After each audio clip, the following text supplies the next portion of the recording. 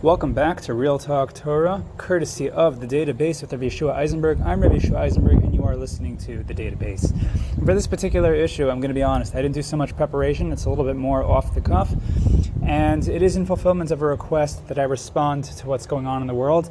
And indeed, I think a response is warranted. We are almost a week coming off of the 2020 elections, pretty monumental time in history of the world, I think.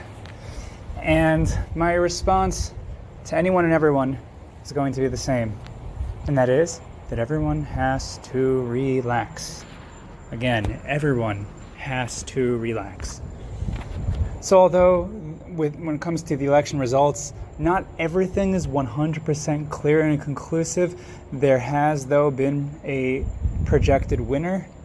And what I want to talk about does not necessarily speak to the election results, nor does it speak to the impending lawsuits pertaining to the election results.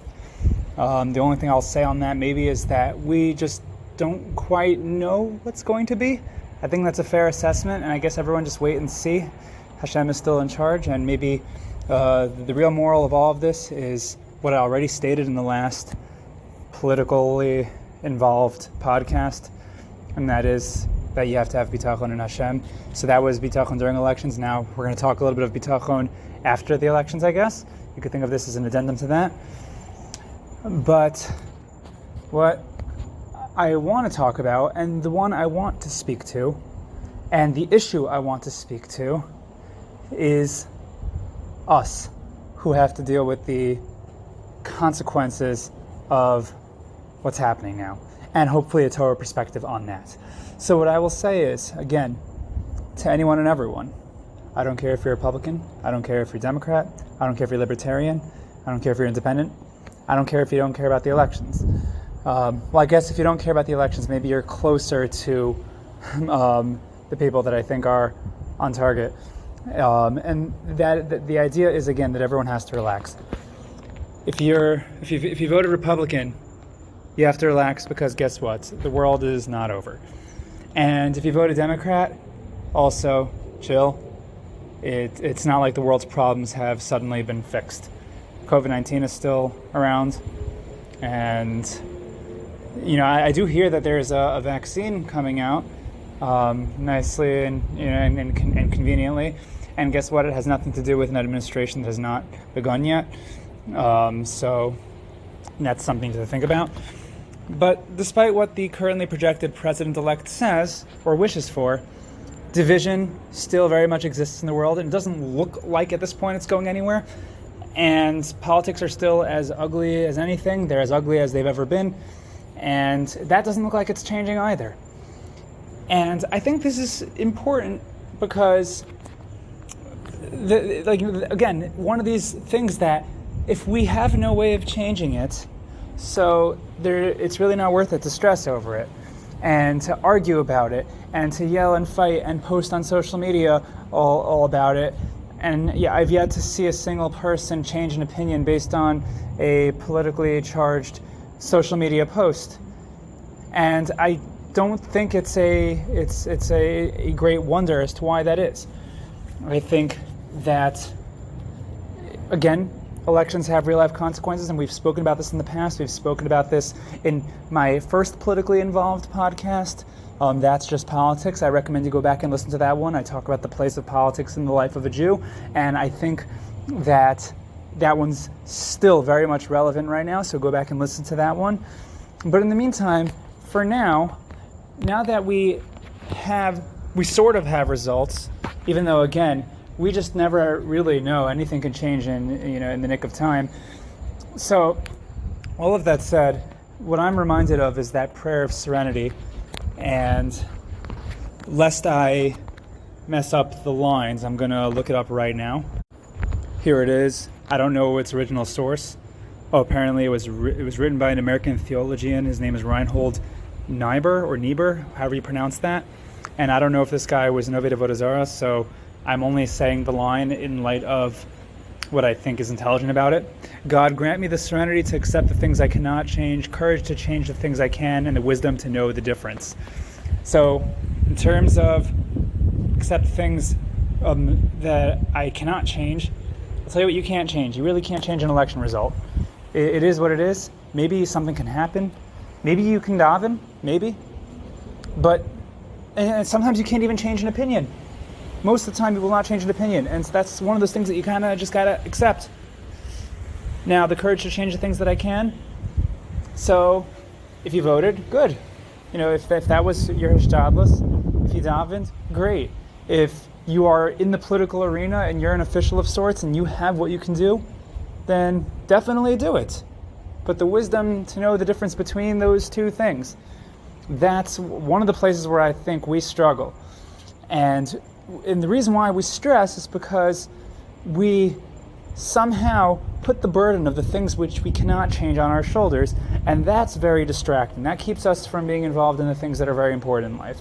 And certainly in terms of politics, while again there are real life ramifications, we have to think about how many of those consequences of the elections actually affect us every single day, to the point that we should be stressed and anxious about them.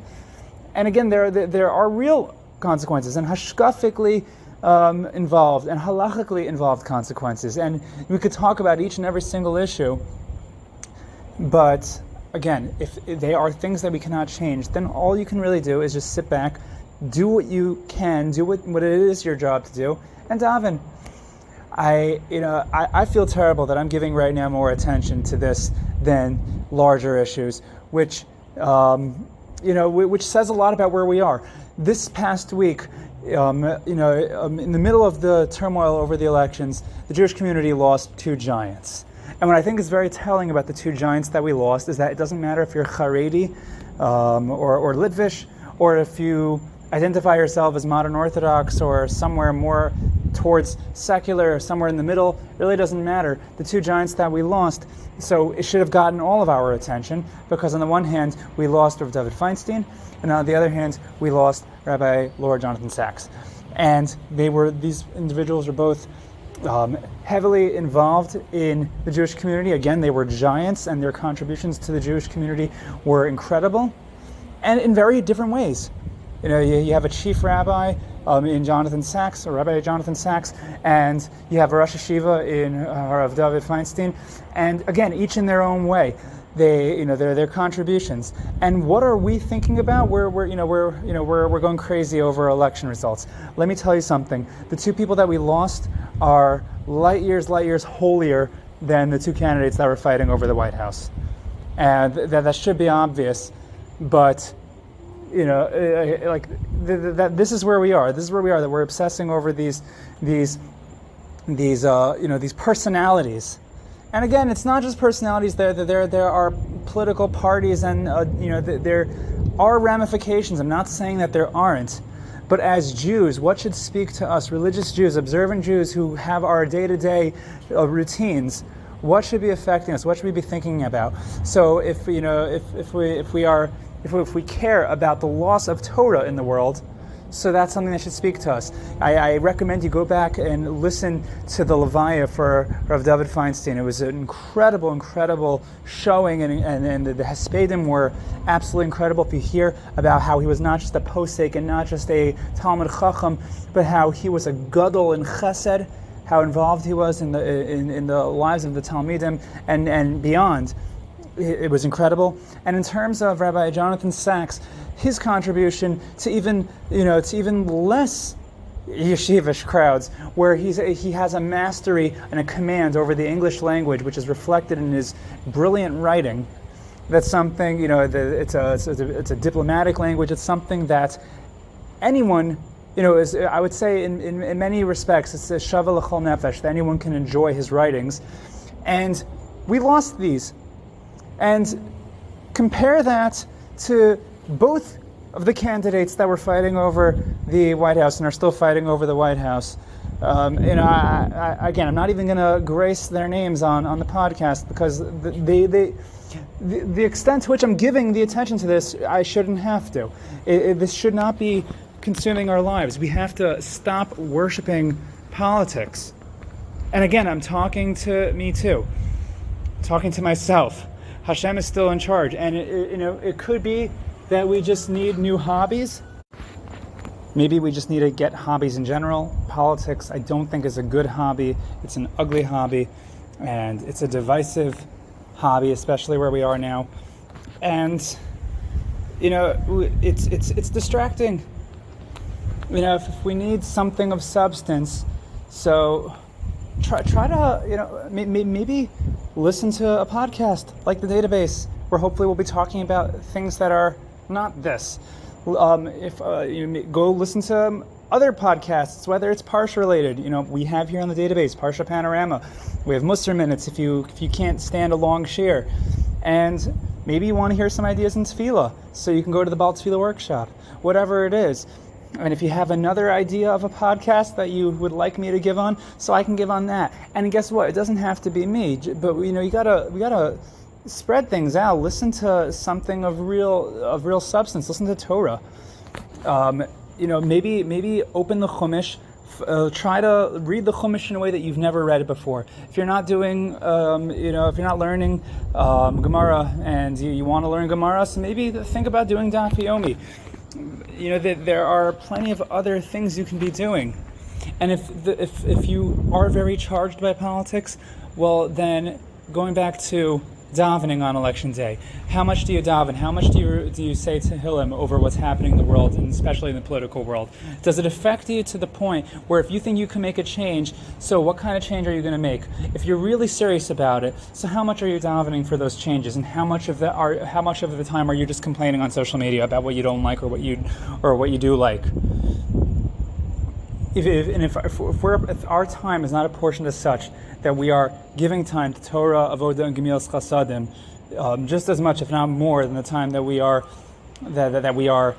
selling to politics, so that just says everything about what's wrong with where we are now. Again, you have to have bitachon regardless of what the election results are, and realize that whatever things you are scared about, whether it's for Eretz Yisrael or whatever you were scared about before, let's say, and whether it pertains to Eretz Yisrael or it pertains to human rights or it pertains to racism or it pertains to the life of babies in the womb, these are all real things. So daven. If you can't change it, then what are you going to do about it? If maybe we're in the Ikvasad Mashiach, who really knows? But what are we doing? Let's go back to the example of the two holier people that we should be talking about. Gedolim in areas of Chachma and Torah and in Chesed. Can we maybe try to start some initiative of actually doing something?